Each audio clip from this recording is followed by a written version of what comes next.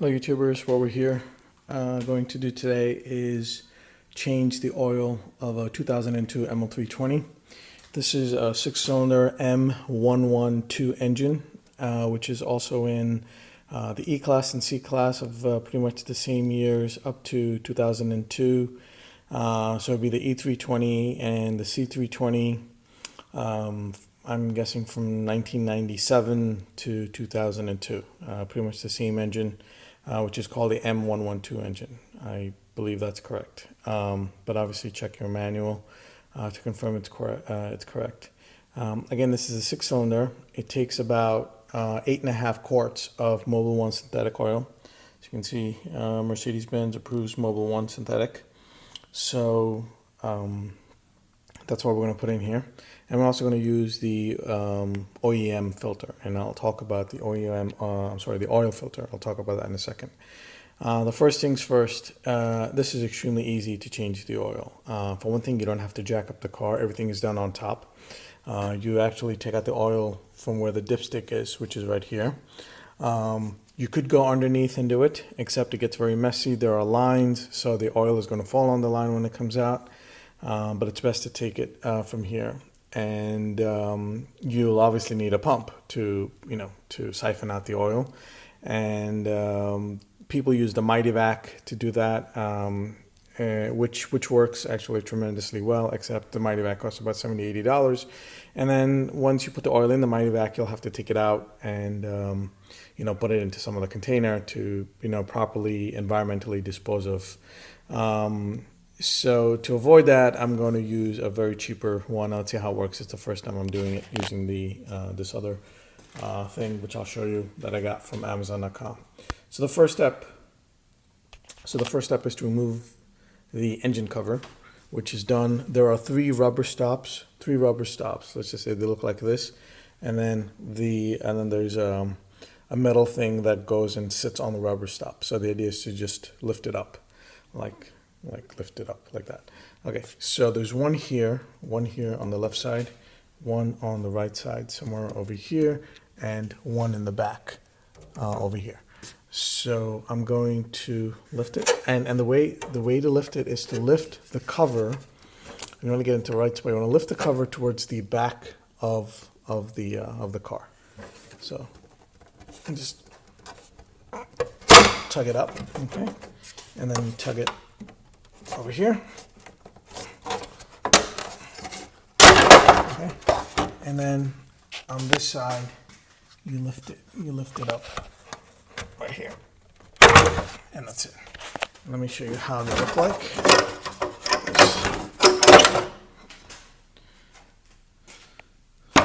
So you can see the metal clips. So this is one metal, so it's like a U-shaped clip, and there's one in the back. Another one in the front over here. And put this aside. I think mine's cracked over here somewhere that I need to fill.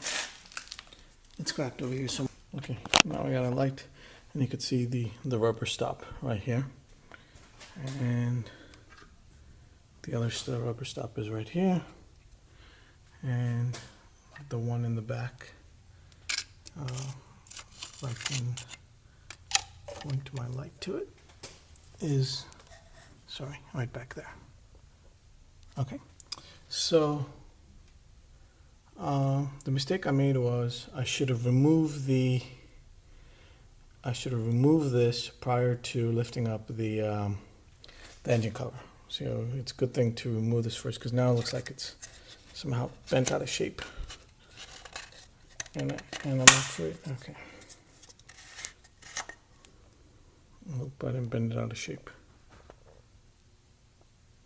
Maybe I did. Maybe the middle part I bent it out of shape. Anyway, let me put it back. So I'm getting dirt into it. Alright, so this is the oil filter housing. If you read on top, it says 25 nanometers. So that's the torque on it. And I don't have a wrench with a particular torque, to close it properly. But if you look over here, there's a red mark, And the best thing to do is somehow mark it, like, with nail polish, one on top of the other. I used some of the marking last time, and I can't remember what I used for the marking. But the best thing to do is to mark the top and the bottom so that when you close it, you line up the marks. And that should be fine.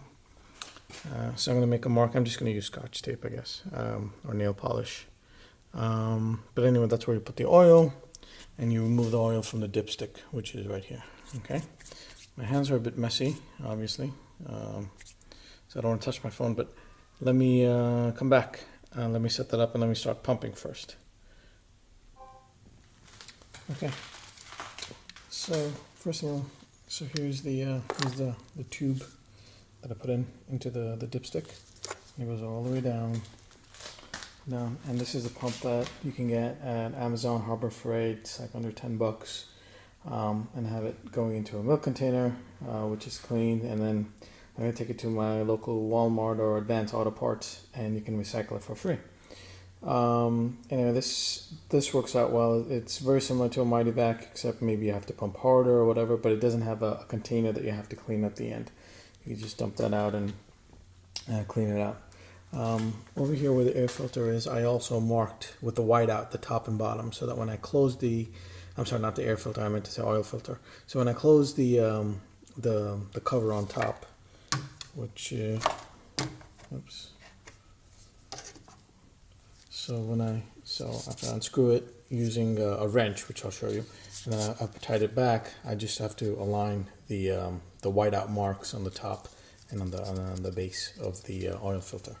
Okay, so far I've been pumping out of the dipstick. This is a plastic tubing that I got from Home Depot, and I'm using, you can see it goes to orange wire, using this handheld pump. It works okay. It's very slow. It does come with a black one that I used earlier, but it's too small. The diameter is too small, so it takes, it's not even doing a good job. But this cable I got from Lowe's, it does work well.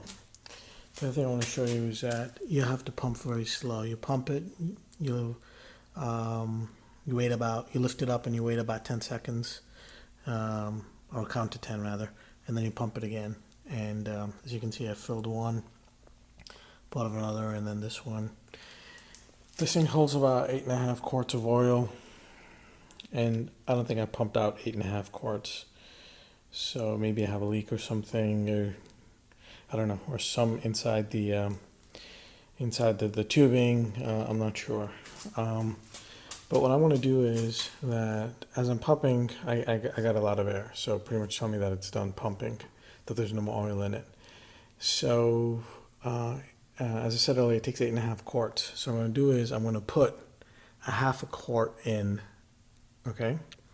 So, and I'm going to pump it out. So when I see that I'm getting clean oil out of this tube, and the fact that it's a clear tubing, does help. So when I see that I'm getting clear oil out this tube, or the good oil, then I know that I've pumped out all the bad oil, the old oil, and then I'm also pumping out some of the good oil. So maybe not 8.5 quart, I don't know, maybe less than that. Anyway, so that's what you do with the other half a quart that you're not using, because you need to use up 9 quarts of oil, even though it only takes 8.5. So use the other half to cycle through and get, you want to make sure you completely get rid of all the old and the bad oil, and down and into it. So I'm gonna pour the other half quart in here. Where is there? That's where you put the oil. And again, this is the oil filter. And what I did was I marked the top and bottom with a whiteout.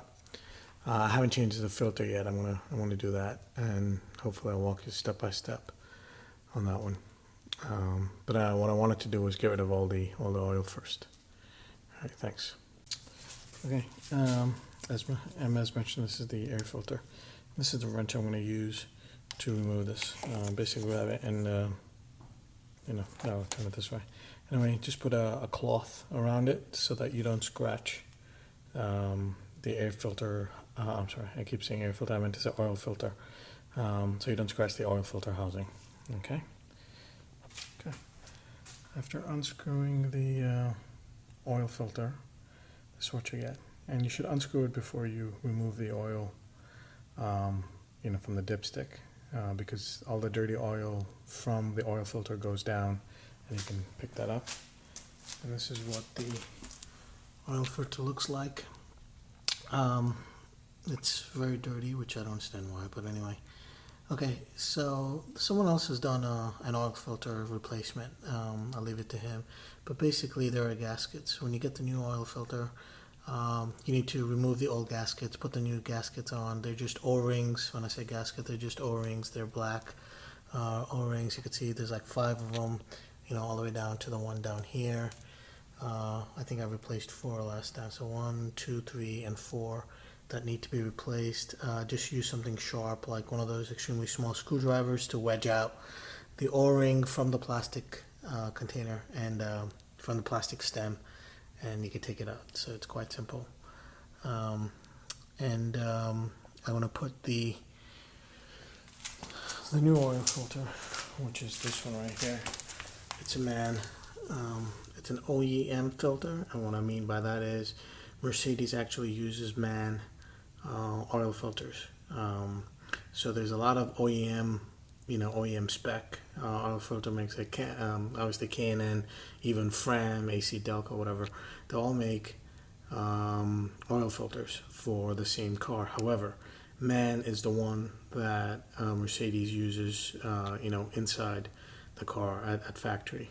So I bought the OEM, the original equipment manufacturer MANN filter.